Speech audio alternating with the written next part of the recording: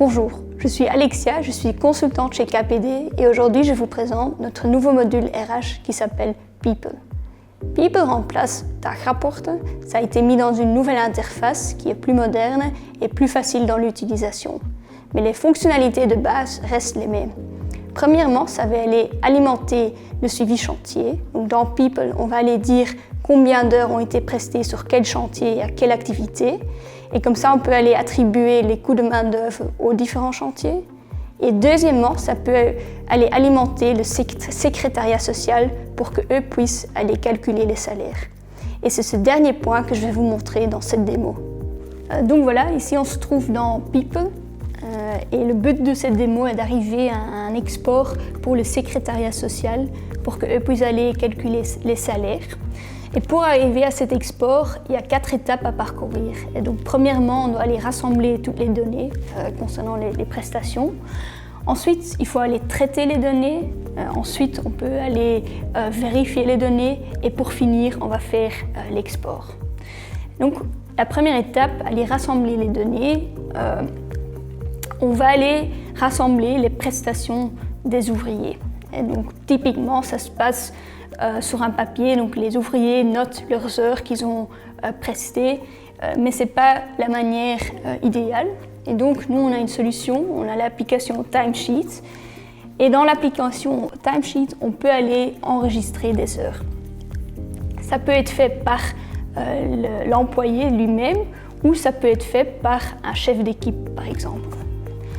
Donc dans ce cas-ci, c'est moi le chef d'équipe qui va enregistrer les heures pour mon équipe. Et donc je clique ici sur enregistrement de l'équipe et mon équipe va apparaître. Ceci sont des valeurs qui sont mises par défaut, mais je peux encore aller ajuster les données et dire si quelqu'un a travaillé plus ou moins, ou changer le projet ou l'activité.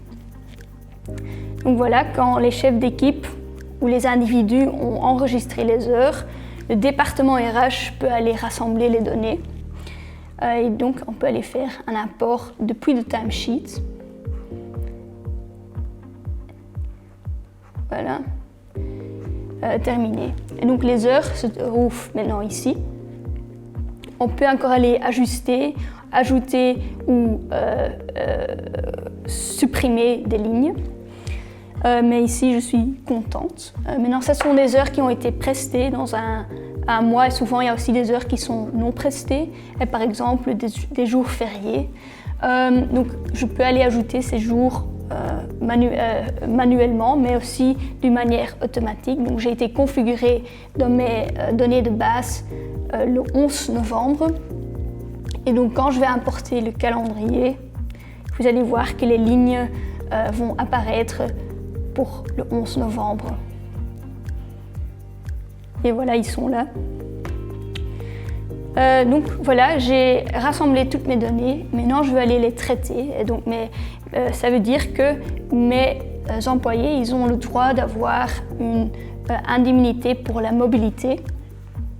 Donc, je vais aller calculer leur mobilité. Donc, dans une première étape, on va aller calculer la distance. Donc, le programme connaît l'adresse de l'employé, il connaît l'adresse du chantier et avec l'aide de Google Maps, on va calculer la distance.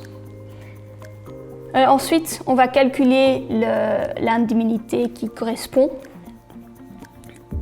Et voilà, les lignes vont apparaître dans notre saisie d'heures. Voilà. Mes employés, ils ont aussi le droit d'avoir des heures supplémentaires. Et par exemple, ici, Léon, il a travaillé 10 heures. Il a le droit d'avoir des heures supplémentaires. Et donc, je peux aller calculer ici les heures supplémentaires. Donc voilà, j'ai rassemblé les données. Les données sont traitées. Maintenant, je peux encore aller vérifier mes données. Donc, je peux aller voir comment les heures supplémentaires ont été réparties. Je peux aller aussi voir dans les rapports. Et là, je vois que Léon, il a en effet 2 heures supplémentaires. Ensuite, il y a aussi une vue d'anomalie. Ici, on peut voir combien d'heures ont été prestées par chaque personne. Et la couleur verte, par exemple, nous dit qu'il y a des heures supplémentaires. Et donc, en effet, Léon, il a travaillé 10 heures. On peut encore aller ajouter des lignes supprimées ou éditées dans cette vue-ci. Ensuite, un dernier écran que je vais vous montrer, c'est l'écran des heures supplémentaires. Donc ici, vous pouvez voir l'évolution des heures supplémentaires. Vous avez la vue du départ. Ensuite, il y a les heures supplémentaires qui ont été prestées durant la période, les heures qui ont été récupérées et le total à la fin du mois. Ceci, on peut voir aussi sur différents mois, ce qui vous donne une évolution sur des heures supplémentaires. Ok, je suis contente de mes données. Je suis prêt à envoyer les données vers le secrétariat social. Il ne me reste plus que faire un export pour mon secrétariat social. Je dois choisir une période. Voilà. Je vois bien que ma mobilité et mes heures supplémentaires ont bien été calculées. Donc je peux aller faire l'export. Je choisis mon personnel qu'il faut envoyer. Et voilà.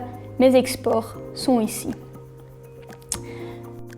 Donc voilà, ceci est la fin de la démo. Si vous avez des questions, n'hésitez pas à contacter votre sales qui pourra vous donner plus d'informations.